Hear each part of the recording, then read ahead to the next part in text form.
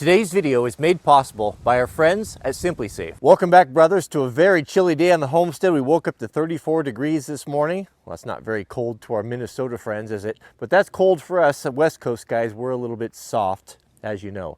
Soft and sensitive, that's the way we are. So today, I'm very excited. We're gonna hopefully get the Frostbite grappler on the front of the new skid steer. That's something I've been looking forward to because I've got to do a lot of sawmilling, and that might just be the perfect tool to grab those big logs. I've got a great big one down yonder there it's huge. I don't necessarily have to pick it up, but if we could scoot it along, that would be nice. Problem is, the front of the couplers. This, of course, is the Frostbite grappler. Of all the implements, this one's my favorite. It's so handy. You can pick up bolt, you can pick up anything. It's like having a big, gigantic, super powerful hand that you can reach out and do whatever work you need to do. Problem is, doesn't take a ton of flow, so it's got pretty small hoses, and it's got the farm-style connections here. Here you can see a little bit better. These are the small ones that connect to the Yanmar. These, how I understand it, are the big flat face, my goodness, flat face connectors that are standard for skid steers. Now, all my high flow options have these on here. Like this is from the snowblower. So we need to get these for this.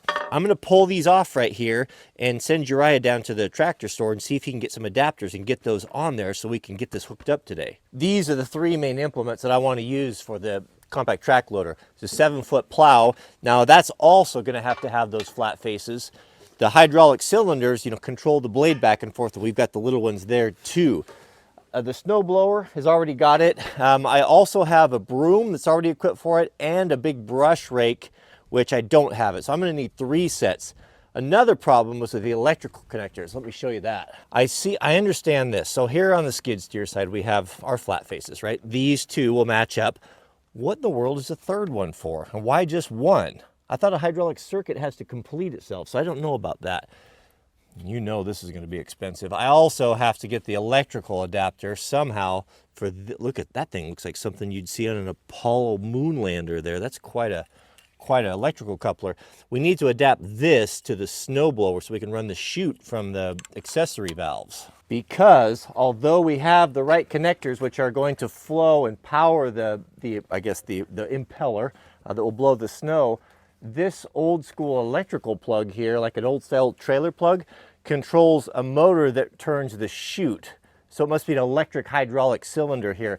We're gonna have to figure out a way to adapt this. If anyone knows anyone at Skid Pro who makes this 6 foot Skid Pro snowblower and has some insight on what I do with this, if they make an adapter, let me know. I guess I should probably call them, but we'll have to get that going too. Let's grab our big wrenches and pop those guys off there. I'm assuming that's going to be standard. Goodness, I don't know if my wrenches are big enough.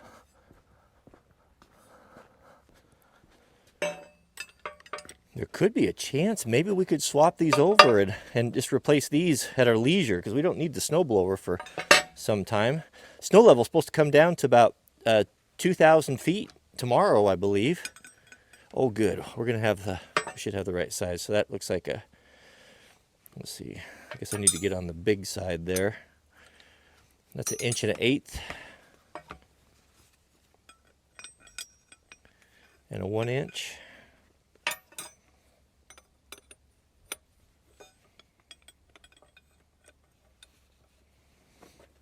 Sometimes I take for granted things like having nice paper towels to work with. My granddad, as you guys know, was a mechanic, and he, of course, lived through the Depression, so he didn't waste anything. He wouldn't have bought paper towels. The church that I grew up in, every year they had a rummage sale where folks it wasn't a sale, I think it was just free. Folks would just give stuff away that you needed, baby clothes and different things. And at the end of it, that stuff that they would either throw away or donate, the folks that didn't want, he'd go in there that last day and gather up all the cotton t-shirts, and I guess I'm going to do this one here, don't I? And he'd make shop rags out of it. I thought I might be able to rob something off one of the other pieces, but they're a different size altogether. I'm going to send Uriah down to Napa with these 2 fittings, and hopefully they can adapt these up to those couplers that we need. Do you have your phone on you? I do. Why don't you take a photo I'll just kind of explain to you what we need here. And this is what we're going after here. Flat face. Flat face for Caterpillar High flow. high flow, yeah. I think it's pretty standard. Now these are the ones that came off the Frostbite. They're smaller. This will be the thread size that we need to go on to these hoses right here. Okay. If Napa doesn't have it, Shepherd's might. Well, we just went to a larger hose size. Okay. Larger hose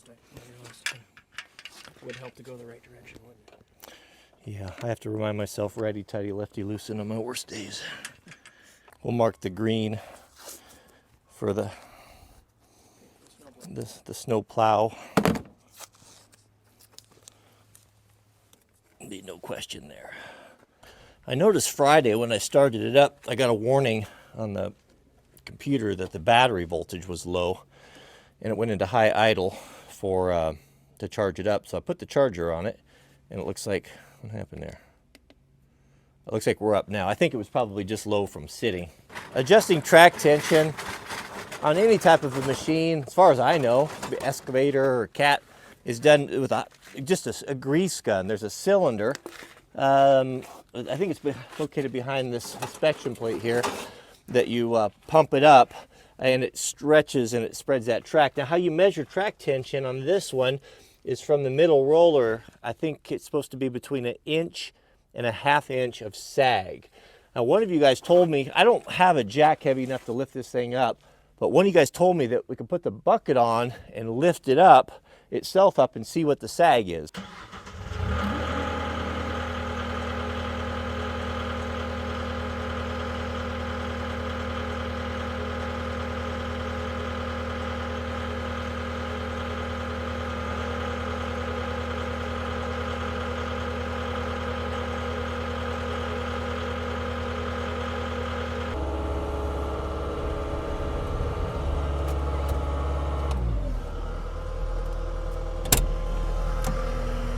Way off the ground.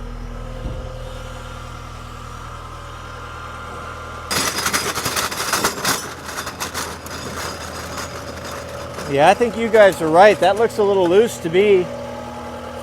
We've got over 2 inches, 2 1/4.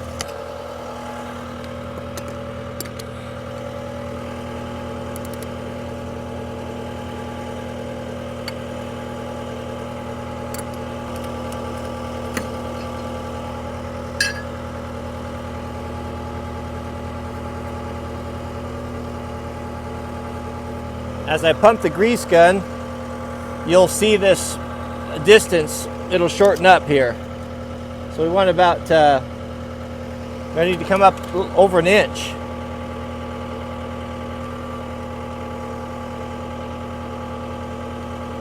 That's really loose.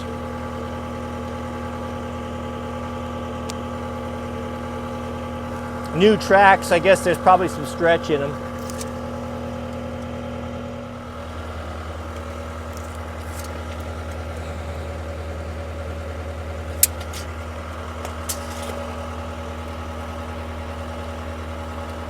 I'll tell you what, any of you young men that are in high school trying to figure out what you need to do, whether you should go to college or not, if it were me, you could do worse than going to heavy equipment school. That's going to be a 6-figure job if it isn't already.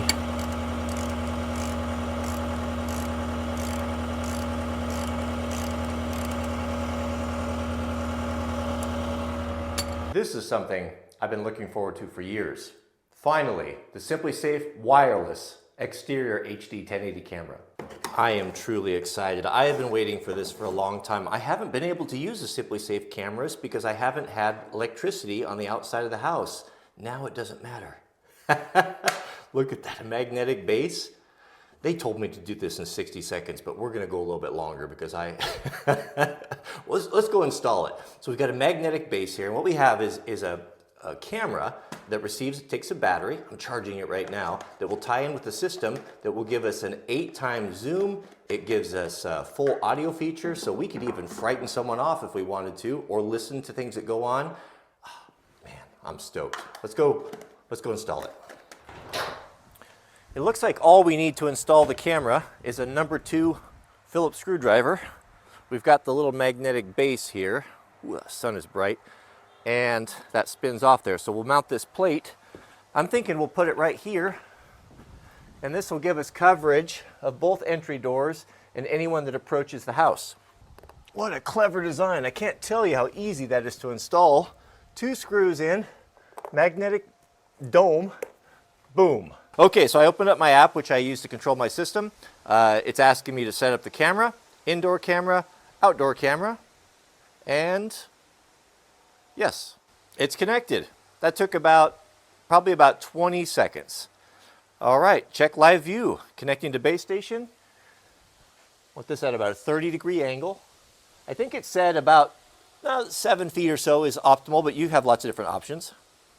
Allow. That's it. It is done. That's absolutely fantastic. Check that out. Can you see it?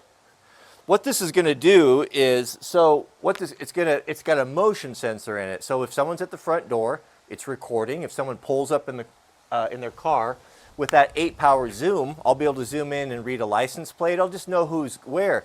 On a big property, sometimes I'm working in the shop, which I don't have any windows, and then I hear a car come in, I don't know who it is, or if I'm working on the back piece of the property, this way I'll be able to check, and not only that, I'll be able to carry on a conversation because I've got 2-way audio. Get off my lawn.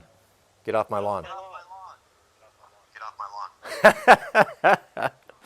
That is brilliant. I am beyond tickled with that. That is really a solution to a problem that I had. If you guys would like to order your own SimpliSafe system, simplysafe.com/Wranglerstar, you can take 20% off your purchase if you sign up for monitoring. You still get the 24/7 monitoring that will call the police or the fire department if you have any problems. I've had 2 systems over the course of 3 years. I've not had one single problem with it. It gives us peace of mind. I absolutely love it. That's why I'm sharing it with you. I'm off my talking points. I went too long. I don't care. I'm thrilled about it. It's just great. Go get yours now. Thanks for watching. Back to the video. Yeah, that looks better. Okay, let's throw that frostbite on, and then I'll tell you one of the main reasons why I invested in this equipment. We have a project coming up. Oh, if you enjoy these videos, would you do me a favor and take a moment and comment and click the thumbs up? I appreciate that. It always helps.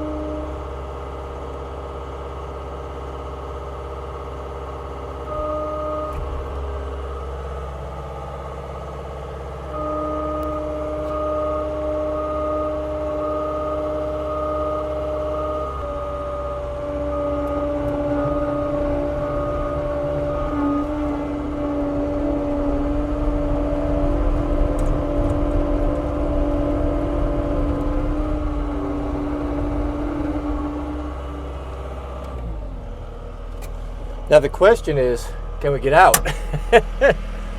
Oh, it clears. Perfect. You never know. Oh my goodness, this is going to be quite a thing here.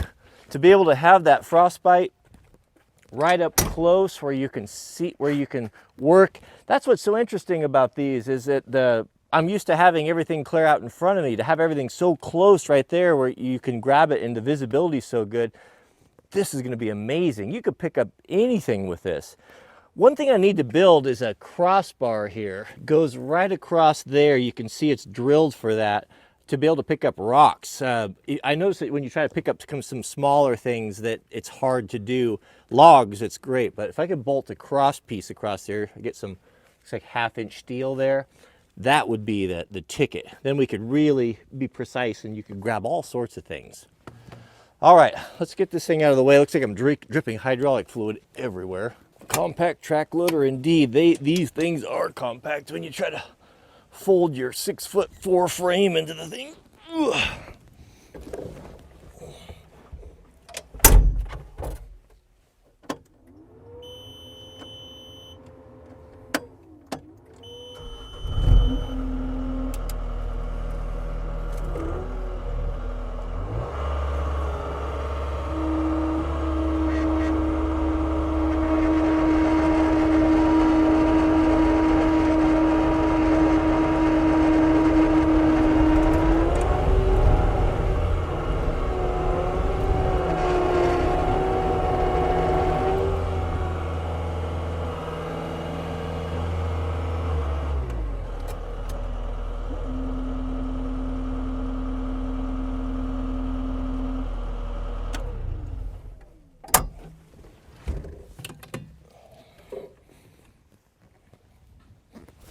Okay, let's get to the big project. We are about to embark on a big project.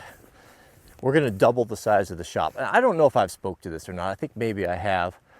If you look around here, you see that all this equipment, everything is out in the open. It just breaks my heart. I hate to have that, but I don't have room inside. I've got a 40 by 40 shop and that's it. I don't have room to put the stuff in there because I've got to work in there. So we are just about ready to take delivery of, we're going to double the size of this, of another steel building. Now it's the same company that built this. It was PBS. We were going to just kind of hook onto it and double it and go from a 40 by 40 to a 40 by 80. And then the snow loads changed since this was built in 2005. Is that dark? Hold on a second. Looks like the sun just went down. Oh yeah. Oh yeah. It's always something here. Okay. So where were we? Anyway, so the seismic, the snow load changed from like 110 to 120, so we couldn't do that. So I had to have basically a standalone building built identical to this from the same company. Now what we're going to do is I'm going to excavate this here and pour the concrete, and then the iron workers are going to come out and put up another building, and when it's all done, it's going to look like one building, not two freestanding buildings. There will be a separation between the two, I think 5 inches for seismic, but once we skin it, sheet it, or do the siding and all that, you'll never know, paint it, it'll look like one building. Now I don't want to heat 40 by 80, so what we're going to do is my plan is to put a 10-foot door in this side right here that we can run the forklift back and forth with. I am going to go ahead and insulate it because that's the time to do it, and then I'll have dry storage for all of the equipment, the cats and the Yanmar and all of our stuff, and get it up out of the snow and get these shipping containers out of the yard. I think my neighbors will probably be happy with that. So that's all coming up. Now, one of the reasons why I bought the equipment, of course, was, you know, hedging our bets in case something happens with the channel and I need to make a living or the internet's turned off, who knows what. I feel better about that. The other half is when I started getting bids from local contractors, you know, just to do the excavation and bring in a little bit of rock was coming in, you know, $30,000, $40,000. And I don't blame a guy for getting that. And I like to see the tradesmen getting money, actually making some good money now, because they haven't, you know, always in the past, the wages have not kept up with inflation, as we know. So I'm not faulting them for that at all. But if I'm going to spend that type of money and I have the skills and the ability to do it, it just didn't make any sense to hire someone else to do it when I could do it myself and have the equipment, right? Because skid steer right there is $40,000. Just the excavating, and with the little bit of rock was almost the whole cost of the machine, and then I own it, right? And then I figured you might as well get a digger too, right? So what my motto is, why buy one when you can buy two at twice the price? So that's kind of where I'm at with that. So that is what's coming up. I've got my steel ironworker coming out today. He's given me a bid. We're just going to go over all the details, kind of get lined out for that. I've got my concrete guy pretty well picked out, and Lord willing, we'll get the concrete poured before it gets too cold. I'm hoping to get this building done before the snow comes. We'll see. Keep us in your prayers. But that's going to be the plan. So we'll be cutting this foundation here. We'll be pouring a big concrete pour because it's got to be all the footings and all of that, and then putting the steel up. And then we'll have a nice big shop. 2 big doors on the front. We can get the camper in and get all that stuff out of the weather, everything all buttoned up, and that's going to make me really, really, really happy. So that's what I've been working on, and that's kind of what we've got going on here. So that's why the yard looks so junky and why we've got so much stuff laying around here. It's just, I just don't have any choice. I got no place to put it. That's the plan. So goodness. Well, Jariah's been gone for an hour and a half or so, and I haven't heard from him, so that must be good news.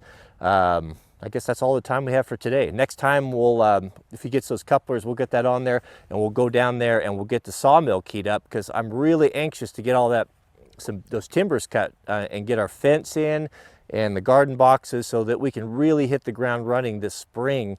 Food is getting so expensive. I fear that there may be there's already shortages. Mrs. W, every time she comes back from the store, she's like, they didn't have this and they didn't have that. I hear it from you guys, and it's only going to get worse.